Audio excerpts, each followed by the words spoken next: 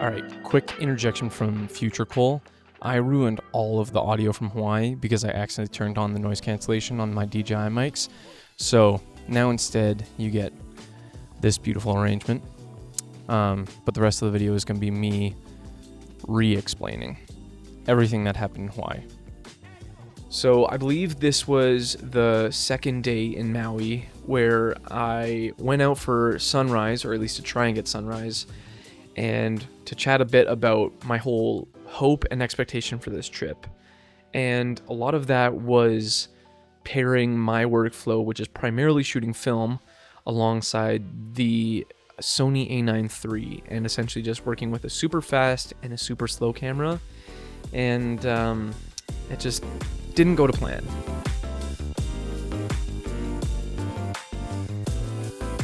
Oh no.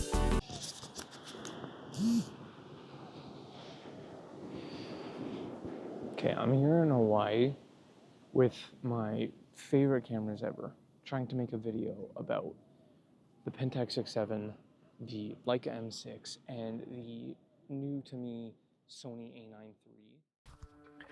So all that being said, both cameras still worked. The Leica, I just couldn't change the frame lines, which meant framing was a bit more guesswork.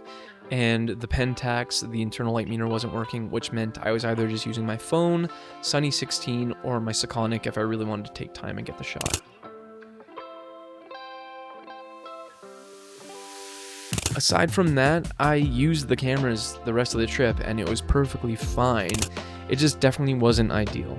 Again, the whole point of this trip was to have this super fast digital camera with a really, really fast global shutter, no blackout, 120 frames shooting a second for photo, just like this incredible mechanical beast. And then the slower process of the Leica and the even slower process of the Pentax. So the video's not actually going to end up being too much of a comparison in that, which is a shame. But I still got to take some fun photos, I still had a great trip, and that's what this video is going to end up being about. Yeah, it's too dark. It looks beautiful there, though. So, at the end of the day, I really hadn't taken many photos. We decided to just take it easy, go home, make some dinner with the family, and I can't lie, I think I was a bit bummed, which sounds insane because I was in one of the most beautiful places in the world, but I was having some camera issues. The video wasn't going to go how I wanted it to go, and I had to adjust, but I spent some of the night testing the low light abilities, the stabilization, and some other things like manual focus lenses with the new A9, and we called it a day.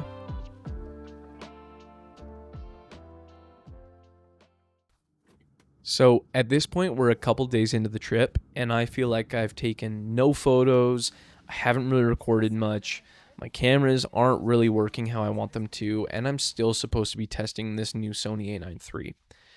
Meanwhile, I'm also just vacationing with my family, and I'm trying to find a balance between what to put all of my effort and time into. And so I'm not really trusting my film cameras, and I don't want to lug all my gear around with me, so I'm just carrying the A9III so I can do photo and video at the same time. And there actually couldn't be a better segue for a product I've been using for a while that's happening to sponsor this video today, Dehancer. As a self-proclaimed film photographer, filmmaker, artist, or whatever I'd like to call myself, one of the issues I most commonly encounter is making sure my work always looks like my work. If I'm shooting a wedding, travel photos, a portrait session, or anything in between, I don't want people to have a hard time identifying my photos across the board. I want my photos to be recognizable as my photos. That wouldn't be an issue if I was able to shoot film all the time, but there's some situations where that's just not feasible.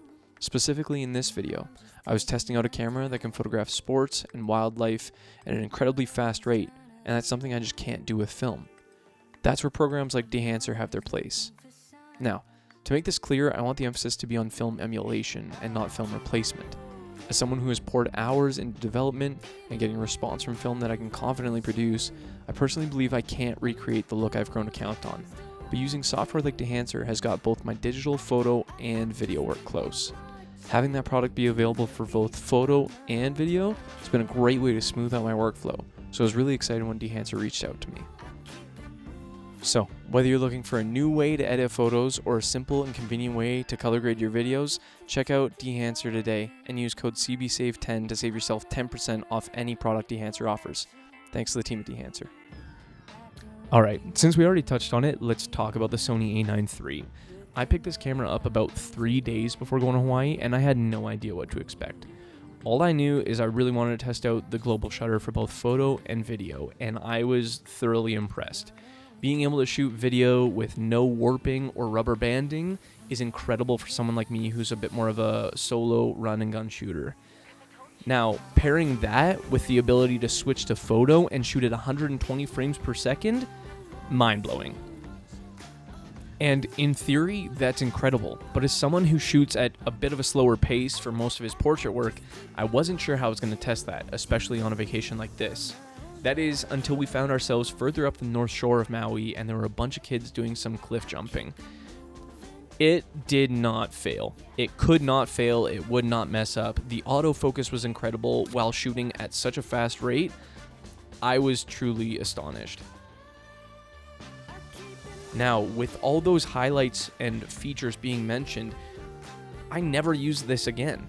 I don't find myself needing the ability to shoot that quick. And so as much as I'm impressed, I don't think it's meant for someone like me. Like I mentioned a few times already, there's a time and a place where, yeah, I can't shoot like that with my film cameras. And it's nice to have that option.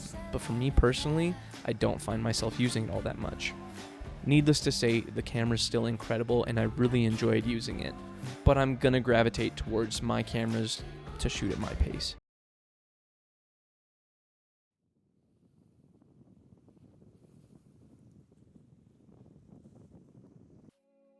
Now, as a photographer and primarily a film photographer, I hate to fall into trends and tropes, but unfortunately, some of them do have merit. And as we were coming up towards the end of our trip, we had decided that we were going to take 1 or 2 days to just slow down with no plan, no expectation, no real events, but just some beach days and some good old photography.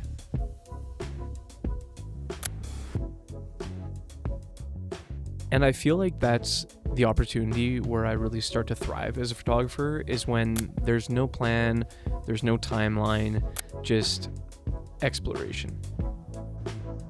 And so that's what we set out to do. My girlfriend and I took the day to ourselves to go find some local surf spots and some places that I just hadn't visited yet that I wanted to check out.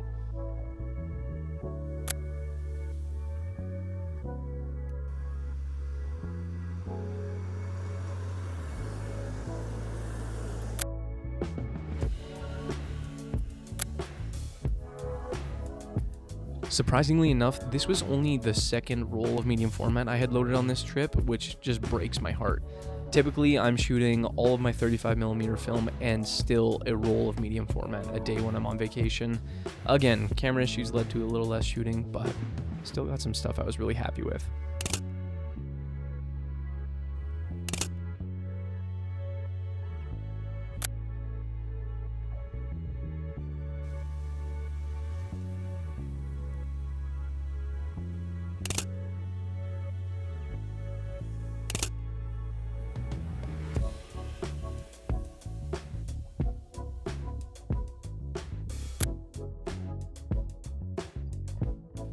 After a day of wandering and exploring, we met back up with the rest of my family and decided that we were going to have a quick dinner and then head back out for sunset. Now, there's something to be said about how beautiful a sunset in Maui is, but there was something even more special about this night.